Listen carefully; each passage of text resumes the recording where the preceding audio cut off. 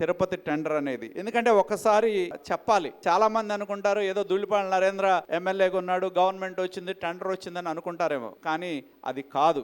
మా లక్ష్యం, ఇక్కడున్న పాలకవర్గం లక్ష్యం కానీ అధికారుల లక్ష్యం కానీ మాదొకటే, ప్రభుత్వంతో వ్యాపారం చేయకూడదు అనేది మా యొక్క లక్ష్యం. ఈ రోజుకి మనం ఎక్కడా కూడా ప్రభుత్వంతో వ్యాపారం చేయటంలా. కానీ ఏదైతే ఇవాళ మనం చూసాం, తిరుపతిలో పెద్ద కాంట్రవర్సీ నడిచింది నెయ్యి మీద. మరి ఇప్పటికీ ఈ సంగం డైరీకి ప్రభుత్వాలతో మాకు పని లేదు. 2022లో ఈ సంగం డైరీకి టీటీడీ నుంచి టెక్నికల్ కమిటీ వచ్చింది. అలా ఎన్నో సంవత్సరాల నుంచి మనం ప్రయత్నం చేస్తున్నాం టీటీడీకి నెయ్యి సప్లై చేయాలని. 2023లో రెండోసారి వచ్చారు. మొన్న మళ్ళీ 2025లో టెక్నికల్ కమిటీ సంగం డైరీని విజిట్ చేసి, దానిలో ఇక్కడ లోకల్ వాళ్ళు కాదు, FSSAIకి సంబంధించిన నిపుణులు, సెంట్రల్ ఫుడ్ రీసెర్చ్ ఇన్స్టిట్యూట్కి సంబంధించిన నిపుణులు, వాళ్ళందరూ కూడా వచ్చి మన ప్లాంట్ని, మన దగ్గర ఉన్న టెక్నాలజీని మనం ఏ విధంగా ఆవు పాలు సేకరణ చేస్తున్నాం. ఎందుకంటే కొంతమంది అసలు సంగం డైరీకి సామర్థ్యం ఉందా, ఆవు పాలు ఉన్నాయా అని చెప్తారు. ఒక్కసారి గుర్తుంచుకోవాలి, 2012లో చిత్తూరు జిల్లాలో నేను తిరిగాను. ఆ రోజుల్లో గ్రామాలు తిరిగా, రైతుల దగ్గరికి వెళ్ళా. చాలా మంది నన్ను అడిగేవాళ్ళు, చాలా డైరీలు వచ్చినాయి పోయినాయి,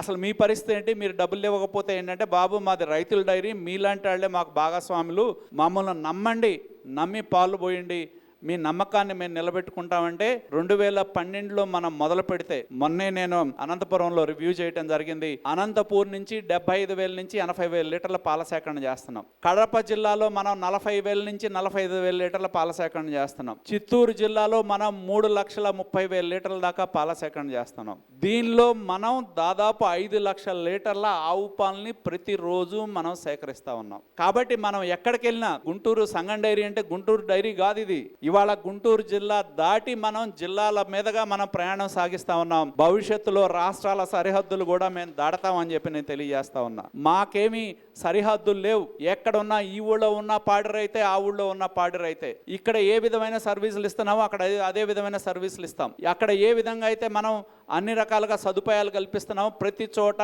మారుమూల గ్రామంలో ఉన్న చిట్ట చివరిలో ఉన్న రైతుకు కూడా అదే విధమైన సౌకర్యాలు సంగం డైరీ కల్పిస్తుందని చెప్పి కూడా నేను తెలియజేస్తా ఉన్నా. ఇవాళ ఈ టెండర్ మనకు తక్కిందంటే దాదాపు 5 సంవత్సరాల శ్రమ, ఉద్యోగస్తులు కానీ, నాణ్యత విభాగాలకు సంబంధించిన వాళ్ళు కానీ, మన MD గారు కానీ, వీళ్ళందరి యొక్క ముందు చూపు వల్ల మనకు కావాల్సిన పరికరాలు, ఎందుకంటే మన దగ్గర లేనిది ఏది ఉండకూడదనే ఉద్దేశంతో మనం గ్యాస్ క్రోమోటోగ్రఫీ అనే పరికరాన్ని ఇవాళ కొనలా, టీటీడీ కోసం కొనలా, 2023లో కొన్నాం మనం.